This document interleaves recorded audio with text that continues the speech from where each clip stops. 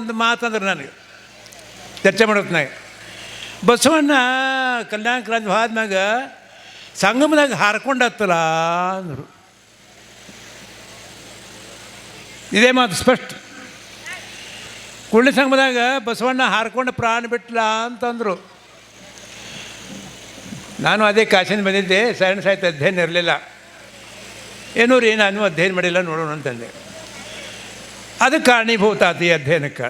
ಅದಕ್ಕೆ ಅವ್ರ ಧನ್ಯವಾದಗಳು ಅಂದವರಿಗೆ. ಅವ್ರು ಅಲ್ಲೇ ಇದ್ದರೆ ಈ ಕಡೆ ನಾನು ಸೇತಿದ್ದಲ್ಲಿ ಗೊತ್ತಿಲ್ಲ. ಒಂದನೇದು.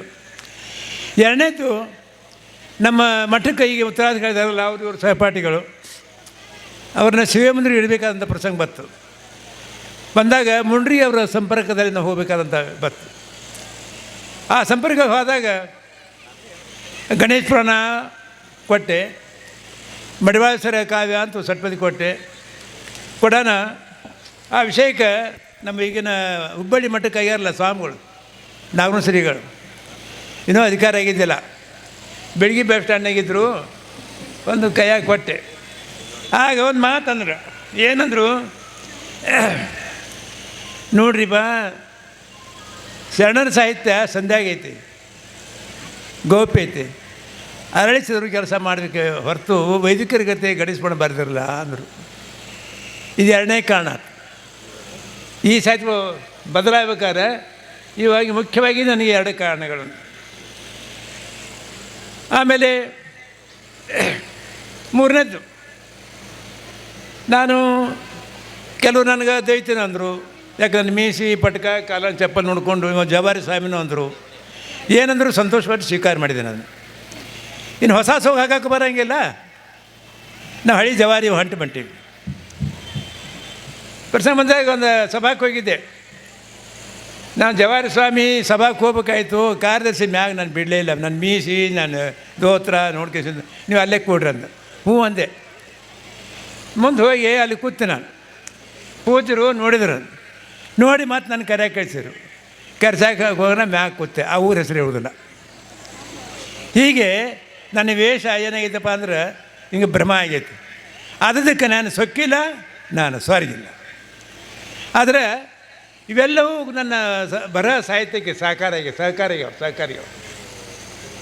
ಈ ವಿಷಯವಾಗಿ ಅತ್ಯಂತ ಆತ್ಮೀಯ ಕಂಡವರಪ್ಪ ಅಂದರೆ ಕೇಳಿಪಟ್ಟಿದ್ದವರು ಮುಂಡ್ರಿ ಶ್ರೀಗಳು, ನಾಗನೂರು ಶ್ರೀಗಳು, ಆಮೇಲೆ ಲಿಂಗೇಶ್ವರ ಶ್ರೀಗಳು, ಒಂದು 4-5 ಜನ ಯಾವ ಭೇದವಿಲ್ಲದೆ ನನ್ನ ವೇಷ ನೋಡಲಾರ್ದ, ನನ್ನ ಮೀಸಿ ನೋಡಲಾರ್ದ, ಇದು ಮಾಡಲಾರ್ದ ನಮಗೆ ಅತ್ಯಂತ ನಾನು ಒಪ್ಪಿಕೊಂಡವ್ರು ಅಂದರೆ ಈ ಪೂಜ್ಯರು ಮುಂಡ್ರಿ ಶ್ರೀಗಳು.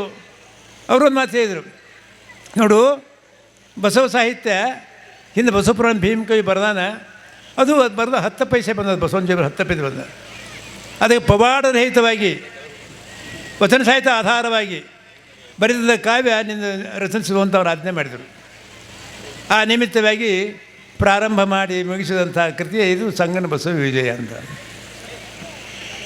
ಈ ಅಧ್ಯಯನ ಕಾಲಕ್ಕೆ ಹಲವಾರು ಪ್ರಶ್ನೆಗಳನ್ನು ನಾನು ಎದುರಿಸಬೇಕಾಯ್ತು. ಅಂದರೆ ನನ್ನ ಮುಂದೆ ಸಮಸ್ಯೆ ಬಂದು ಕೂತು. ಏನೇನಪ್ಪ ಅಂತಂದರೆ, ಬಸವಣ್ಣ ಗುರುಗಳು ಯಾರು? ಇದು ಮೊದಲೇ ಪ್ರಶ್ನೆ. ಅದಕ್ಕೆ ಉತ್ತರದಲ್ಲಿ ಕೊಟ್ಟಿದ್ದೇನೆ, ಈ ಕೃತಿಯಲ್ಲಿ ಕೊಟ್ಟಿದ್ದೇನೆ. ಆಮೇಲೆ ಬಸವ ಮತ್ತು ಅಲ್ಲಮ್ಮನ ಸಮಾಗಮ ಎಷ್ಟು ಸರಿಯಾಗೈತಿ? ಶೂನ್ಯ ಸಂಪಾದನ ಪ್ರಕಾರವಾಗಿ ಪ್ರಾರಂಭ ಮಹಾಮನಿ ಬಂದ ಆಗಮನ ಬಂದು, ಎರಡನೇದು ಸಿಂಹಾಸನ ಆರೋಹಣ ಮಾಡ್ತಕ್ಕಂಥ ಒಂದು ಎರಡನೇದು. ಇನ್ನೊಮ್ಮೆ ಯಾವಾಗ ಅನ್ನೋ ಪ್ರಶ್ನೆ ಸಿದ್ದರಾಮನ ಬದ್ದಲ್ಲಿ ಮಹಾಕಾವ್ಯ ಬರೆಯುತ್ತೆ ನನಗೆ ಸಿಕ್ತ ಆಧಾರ. ಪ್ರಥಮವಾಗಿ ಅಲ್ಲಮ ಮಂಗಳವೇಡಿಗೆ ಬಂದಿದ್ದ. ಆ ಬಂದದ ಸಂಕೇತ ಸಿದ್ದರಾಮನ ಚೌಪದಲ್ಲಿ ಸಿಗ್ತಾಯಿದೆ. ಅಂದರೆ ಬಸವಣ್ಣನಿಗೂ ಅಲ್ಲಮನಿಗೆ ನಡೆದಂಥ ಸಮಾಗಮ 3 ಸಾರಿ, ಒಂದು ಮಂಗಳವೇಡೆ, ಒಂದು ಮಹಾಮನೆ, 2 ಸಾರಿ ಸಿಂಹಾಸನ ಆರೋರ್ತಕ್ಕಂಥ ದೃಷ್ಟಿಯಲ್ಲಿ. ಮುಂದೆ ಕ್ರಾಂತಿ ಆಯಿತು. ಕ್ರಾಂತಿಯಾಗಿ ಹೋಗುವತ್ನಾಗ ಬಸವಣ್ಣ ಓಡಿ ಹೋದು, ತುಡುಗಲಿ ಹೋದು, ಹೇಳಿ ಹೋದು, ಹೇರ್ದು ಹೋದು. ಇವು ಪ್ರಶ್ನೆ. ಒಬ್ಬರಂದರು ಇಲ್ಲ ರಾತ್ರಿ ಏನು ಹೋಗುಡಾಗಂತ. ಒಂದು ಹೋಗು ಮನುಷ್ಯ ಅಲ್ಲವ, ಅಂದು ಮನುಷ್ಯ ಅಲ್ಲವ ತಿಳಿತಾ. ಆದರೆ ನಾ ಅಂದೆ ಅವಂಜೇನು ಹೋಗಿಲ್ಲ. ಕೆಲವರಂದರು ಇಲ್ಲ ಹರ್ಬದಪ್ಪನ ಕರ್ಕೊಂಡು ಹೋದ, ಆಮೇಲೆ ಹಿಂದಡೆ ಇದು ಮಾಡಿದ ಅಂತ. ನೋಡಿರಿ, ನೀವು ಎಲ್ಲೇ ಹೋಗ್ಬೇಕಾರೆ ಚಾಲಕನ ಹೋಗ್ಬೇಕಾರೆ ಹೆಂಡತಿಗೆ ಹೇಳೋಕ್ಕಿರಿ. ಒಂದು ಕಾರ್ಯಕ್ರಮ ಹೆಂಡತಿಗೆ ಹೇಳೋಕ್ಕಿರಿ, ಹಂಗೆ ಹೋಗ್ಕಿರಿ, ಹಂಗೆ ಹೇಳಿಕ್ಕಿರ. ಆದ್ರೆ ಬಾರ್ ಅಂಗಡಿ ಕುಡಿಯೋಕೆ ಹೋಗುತ್ತೆ ಹೇಳಿಕ್ಕಿರೇನು? ಬಾರ್ ಅಂಗಡಿ ಕುಡಿಯೋಕೆ ಇಸ್ಪೀಟ್ ಆಡೋಕೆ ಹೋಗುತ್ತೆ ಹೇಳಿಕ್ಕಿರ ನೀವು? ಇಲ್ಲ. ಅನ್ನೋದನ್ನ ಯಾವುದೇ ಪ್ರಸಂಗದಲ್ಲಿ ಪತಿಯಾದಂಥವನು ಪತ್ನಿಗೆ ಹೇಳಿ ಹೋಗ್ತಿರ್ತಾನೆ, ಮುಖ್ಯವಾದಂಥ ವಿಚಾರ.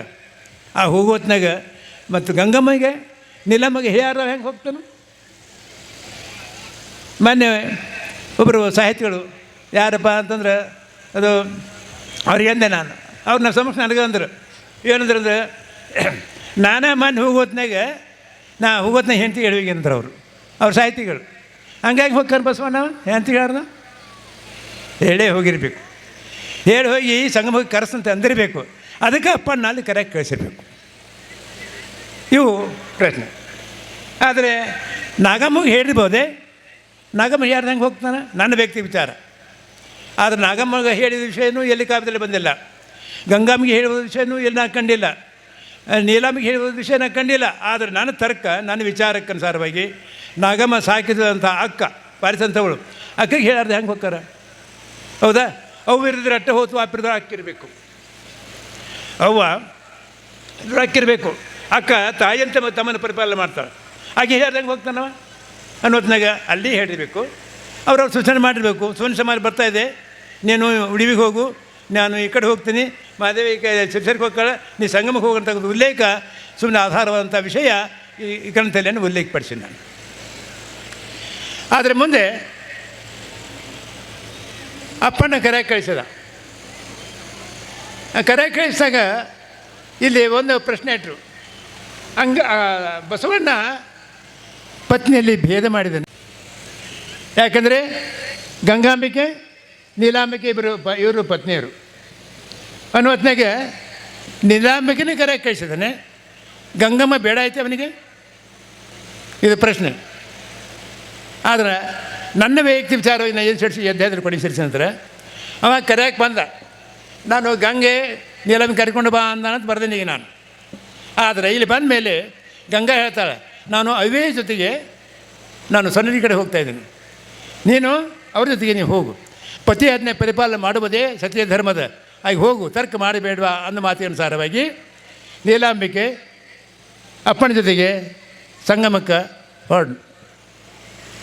ಆದರೆ ಅಧಿಕಾಂಶ ಸಾಹಿತಿಗಳು ಆಕೆ ನೋಡು ಲಿಂಗವೇ ಪದ ಇಟ್ಟುಕೊಂಡು ಇಲ್ಲಿ ತಗ ನಾವು ಸಾಹಿತ್ಯದಲ್ಲಿ ಆಕೆ ತಂಗಡಿಗೆ ಹೋಗೋದಕ್ಕನ ಆಕೆ ದೇಹಪಟ್ಲನ್ನವರೇ ಜಾಸ್ತಿ.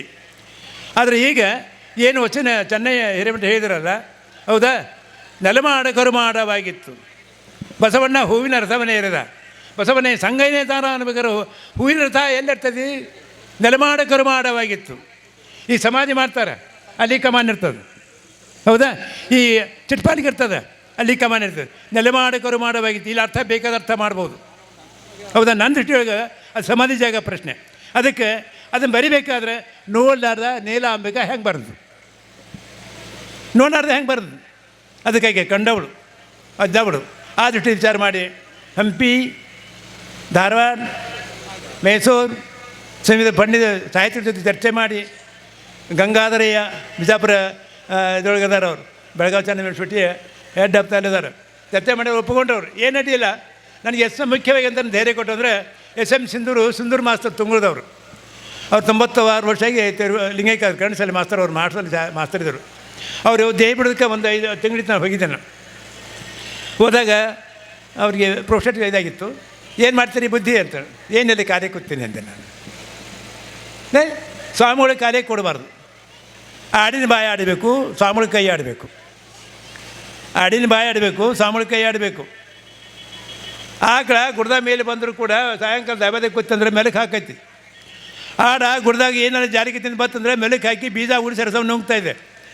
ಆಡುವನ್ನು ಪಾಠ ಕಲಿಬೇಕ್ರಿ ಬುದ್ಧಿ, ನೀವು ಕಲೆ ಕೊಡಬೇಡ್ರಿ, ಬರೆಯಂಗೆ ಬರೀರಿ ಅಂದ್ರೆ. ಮುಕ್ತಾಯಿಕ ಬರೀ ಹೊತ್ತಿನಾಗ ಉಪನ್ಯಾಸ ಸಿಕ್ಕಿದ್ದಿಲ್ಲ, ಹೆಂಗೆ ಬರೀಲಿ ಅಂತ ಬುದ್ಧಿ. ಪ್ರಭುಲಿಂಗ ಲೀಲೆಯೊಳಗೆ ಪ್ರಭುದೇವರ ಒಂದು ಜನ ಅವ್ರ ಗಂಡ ತಾಯಿತನ ಹೆಸರು ಕಾಲ್ಪನಿಕ ಅದ, ಅಲ್ಲಿ ಸುಜ್ಞಾನಿಯರ ಅಹಂಕಾರ ಅನ್ನೋದು ಕಾಲ್ಪನಿಕ ಅದ, ನಿಜವೇ ಹೆಸರು ಅದಿಲ್ಲ.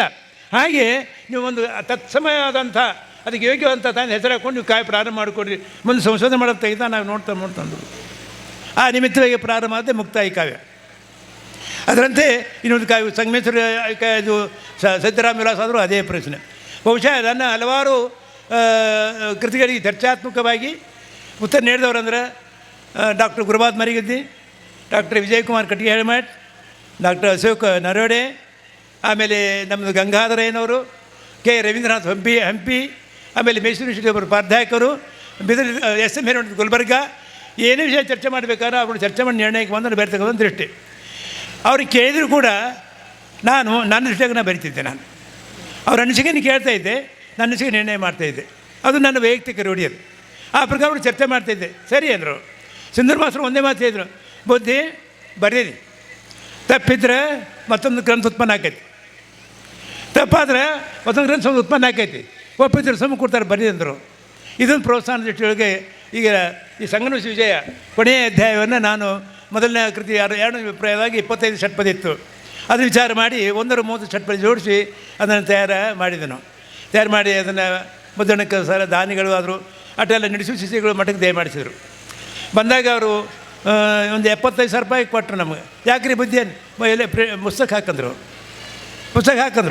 ಹೀಗಾಗಿ ಅವರು ಕೂಡಿ ನಡೆದಂಥ ಈ ಪುಸ್ತಕ ಪ್ರಿಂಟ ಅದು ಇಲ್ಲೊಂದು ಏನೋ ಇದು ಯೋಗ ಕೇಳಿದೆ, ಪೂಜರು ಒಪ್ಪಿಕೊಂಡ್ರು. ಈ ನವದೊಳಗೆ ನಿಮ್ಮನ್ನೆಲ್ಲ ಕಾಣೋದಾಯಿತು, ಇನ್ನೂರು ಪೂಜೆನ ಕಾಣೋದಾಯಿತು, ಅವಾರು ನೋಡ್ದಂಗೆ ಆಯಿತು. ಅದಕ್ಕೆ ಅವ್ರಿಗೆ ಧನ್ಯವಾದ ಅರ್ಪಣೆ ಮಾಡ್ತಾಯಿದ್ದೀನಿ. ಆಮೇಲೆ 2004 ತನಕ ನಾನು ಪ್ರೆಸ್ಸಿಗೆ ಅಡ್ಡಾಡ್ತಾಯಿದ್ದೆ. ಆಮೇಲೆ ನಾನು ಪ್ರೆಸ್ಸಿಗೆ ಅಡ್ಡಾಡೋದು ಕಡಿಮೆ ಆಯಿತು. ನೆತ್ತಿಂದ ನಾನು ಪೂರೈಸಿದವರಪ್ಪ ಅಂತಂದ್ರೆ ಶಂಕರ್ ಡಬರಿ, ವೆಂಕಣ್ಣ ಬರಿ, ಆಮೇಲೆ ವಿಜಯಕುಮಾರ್ ಕಟ್ಟಿಗೆ ಹೆಳ್ಮಠು, ಆಮೇಲೆ ಡಾಕ್ಟರ್ ಗುರುಪಾದ್ ಮರಿಗದ್ದಿ, ಅವರು ಇನ್ನೊಬ್ಬರು ಅಲ್ಲಿ ನಂದಿಕೂಲ್ ಮಠನವರು ಸಣ್ಣ ನಾನು ಕೃತಿಗಳನ್ನು ಪರಿಸಿಗೆ ಹೋಗಿ ಎಲ್ಲ ಅದು ಮಾಡಿದಂಥವ್ರು. ಅದನ್ನು ಕೂಡ ಅಲ್ಲೇ ಮರಿತಕ್ಕಂಥ ಮಾತಲ್ಲ. ಅದ್ರ ಜೊತೆಗೆ ಗ್ರಂಥ ಜೀವಿಗೆ ದಾಸವನ್ನು ನೆನೆಸ್ತಾ ಇದ್ದೇನೆ. ಇಲ್ಲಿಗೆ 88 ಕೃತಿಗಳನ್ನ ಪ್ರಿಂಟ್ ಆದರೂ ಕೂಡ ನಾನು ನಮ್ಮ ಮಠಾಧಿಕಾರಿಗಳನ್ನ ಒಂದು ದುಡ್ಡು ಬೇಡಿಲ್ಲ, ಗುರುಪಾದ ಸ್ವಾಮಿಗಳನ್ನ ಒಂದು ದುಡ್ಡು ಬೇಡಿಲ್ಲ. ನಾನು ಬೇಡಿದ್ದು ಬರೇ ಭಕ್ತರು ಕೊಟ್ಟದನ್ನ 88 ಪುಸ್ತಕಗಳನ್ನ ನಾನು ಪ್ರಿಂಟ್ ಮಾಡಿದ್ದೀನಿ. ನಾನು ಒಂದು 50-60 ಲಕ್ಷ ರೂಪಾಯಿ ಆಗಿರಬೇಕು. ಅದು ಅದಕ್ಕೆ ಭಕ್ತರಿಗೂ ಕೂಡ ನೆನೆಸಬೇಕಾಗಿದೆ. ಅವ್ರು ಧನ್ಯವಾದ ಅರ್ಪಣೆ ಮಾಡ್ತಾಯಿದ್ದೀನಿ. ಇನ್ನೊಂದು ಏನಪ್ಪ ಅಂತಂದರೆ, ಒಂದು ವಿಚಾರ ಯಾವುದೇ ಆಗಲಿ ನಾನು ಸ್ವೀಕಾರ ಮಾಡ್ತೀನಿ, ಒಪ್ಪೆಯಲ್ಲಿ ಸ್ವೀಕಾರ ಮಾಡ್ತೀನಿ. ಸ್ವತಃ ನಿರ್ಣಯ ಮಾತ್ರ ನಾನು ಮಾಡ್ಕೋತೀನಿ. ಅದು ನನಗೆ ಕೆಟ್ಟ ಚಟ ಅಂತ ಹೇಳ್ಕೊಂಡು ಆದರೆ ಅಭಿಪ್ರಾಯ ಕೊಡ್ತೀನಿ. ಇವ್ರು ಹೀಗಾದರು, ನಮ್ಮ ಜಗದೀಶ್ವರ ಪಟ್ಟಿದವ್ರು ಹೀಗಾದರು, ಆ ದೇವ್ರು ಹೀಗಾದರು, ಅವ್ರ ಅಭಿಪ್ರಾಯ ಹಿಂಗೆ ಕೊಟ್ಟಾರೆ ಅದು ನನ್ನ ಅನಿಸಿಕೆ ಪ್ರಕಾರ ಅಂತ ನಾನು ಹೇಳ್ತಾಯಿದ್ದೀನಿ. ಯಾಕಂತಂದ್ರೆ ಅದು ಯಾಕೆ ಹೇಳ್ತಂತ ಕೇಳಿದ್ರೆ ಮುಂದಿನ ಲೇಖಕರಿಗೆ ಅದು ಸಹಕಾರ ಆಗ್ತದೆ. ಅದು ಸಹಕಾರ ಆಗ್ತದೆ. ಅದಕ್ಕಾಗಿ ನಾನು ಆ ಕಡೆ ಈ ಕಡೆ ನೋಡೋದು. ನಾನು ಯಾರ ಕಡೆ ಕೇಳೋದು, ಸಣ್ಣವ್ರಲ್ಲಿ ಕೇಳೋದನೆ, ದೊಡ್ಡವ್ರನ್ನ ಕೇಳೋದನೆ. ಹೌದಾ? ಸಣ್ಣ ಲವಂಗ ಆದ್ರೂ ಕೂಡ ಬಾಯಿಗೆ ಬೇಕು, ದೊಡ್ಡ ಅಡಿಕೆ ಆದರೂ ಬಾಯಿಗೆ ಬೇಕು. ಬೇಕಾ ಬೇಡ? ಅಡಿಕೆ ತಿನ್ನೋ ಬರೀ ಲವಂಗ ತಿಂತಾನ, ನಾವು ಅಡಿಕೆನ ತಿಂತಾನ, ಹೌದಲ್ಲ? ಹಾಗೆ ಸಣ್ಣ ಹುಡುಗರ ಮಾತು ಅನುಭವಿದ್ರು ಬೇಕಾ, ದೊಡ್ಡ ಮಾತು ಬೇಕು. ಹಾಗೆ ನಾನು ಹಲವಾರು ದೇವರ ಜೊತೆ ಚರ್ಚೆ ಮಾಡಿದ್ದೀನಿ. ಹಲವಾರು ದೇವರು ನನಗೆ ಕೆಲವು ಪುಟಿ ಕೊಟ್ಟವರು ಅಂತೇನೆ. ಎಲ್ಲ ಹೆಸರು ನನಗೆ ಆಗೋದಿಲ್ಲ. ಬುದ್ಧಿ ಇದಕ್ಕಿಂತ ಇದು ಸರಿ ಆಗೋದಿಲ್ಲ ಅಂತಂದ ಏಸಂದೆ ನಾನು ಅಲ್ಲ ಕೈ ಹಾಕಿದೆ ನಾನು. ಹೀಗೆ ಒಂದೇನೋ ಬರ್ಕೋತ ಬಂದು ಇದೊಂದು ನಮಗೂ ಒಂದು ಗುಟ್ಗ ತಿನ್ನು ಚಟ ಅಂತ ತಿಳ್ಕೊರಿ. ಗುಟ್ಗನ ಚಟ ಹೆಂಗೆ ಅವ್ರು ತಿನ್ಕೋತಾರೆ ಮಕ್ಕೋತಾರೆ, ಅಂಗದ ಉಗುಳ್ತಾರೆ, ಮಠ ಮಂದಿನ ಗುರ್ತಾಗೋದಿಲ್ಲ, ಇದು ಗುರುವ ಜಾಗನ ಗುರ್ತಾಗೋದಿಲ್ಲ. ತಿಂದಿಗೆ ಅಂಗದ ಉಗುಳ್ತಾರೆ, ದನ ತಿನ್ನಂಗಿಲ್ಲ, ತಿನ್ನಂಗಿಲ್ಲ, ಕತ್ತು ತಿನ್ನಂಗಿಲ್ಲ ಉಗುಳ್ತಾರಲ್ಲ. ಆ ಚಟ ಬೇರೆ, ಈ ಚಟ ಬೇರೆ. ಈ ಚಟ ಲೇಖನ ಮುಂದಿನ ಸಾಹಿತ್ಯ ಸಹಕಾರ ಆಗ್ತಕ್ಕಂಥ ದೃಷ್ಟಿಯೇನೆ ಇದು ಒಂದು ಚಟವೇ. ಆದರೆ ದಿಟವಾದಂಥ ಚಟ ಇದು. ಈ ಚಟ ದಿಟವಾದಂಥ ಚಟ, ಯಥಾರ್ಥ ನಡೆಸತಕ್ಕಂಥ ಸಾಹಿತ್ಯ ಸೃಷ್ಟಿ ಚಟ. ಅದಕ್ಕಾಗಿ ಇಂಥ ಒಂದು ಸಮಾರಂಭದಲ್ಲಿ ಪೂಜರು ಒಪ್ಪಿಕೊಂಡು ನಮ್ಮನ್ನು ಇಲ್ಲಿ ಬರಮಾಡಿಸಿ ಸನ್ಮಾನಿಸೋದಕ್ಕಾಗಿ, ಹಾಗೂ ಈ ಗ್ರಂಥವನ್ನು ಇಲ್ಲಿ ಲೋಕಾರ್ಪಣೆ ಮಾಡಿದ್ದಕ್ಕಾಗಿ, ಹಾಗೂ ತಮ್ಮೆಲ್ಲರ ದರ್ಶನ, ಇನ್ನೂರು ಪೂಜರ ದರ್ಶನ ಮಾಡಿಸಿದ್ದಕ್ಕಾಗಿ ಧನ್ಯವಾದ ಹೇಳೋ ಜೊತೆಗೆ ಇನ್ನೂ ಒಂದು ವಚನ ಹೇಳಿ, ಪ್ರಾಸಂಗಿಕ ಒಂದು ವಚನ ಹೇಳಿ ನಾನು ಮಾತನ್ನು ಮುಗಿಸ್ತಾ ಇದ್ದೇನೆ. ಗತಿ ವೃತಿ ಮತಿಯಿಂದ ಕೂಡಿದಿರುವುದೇ ಮಸೂತಿ.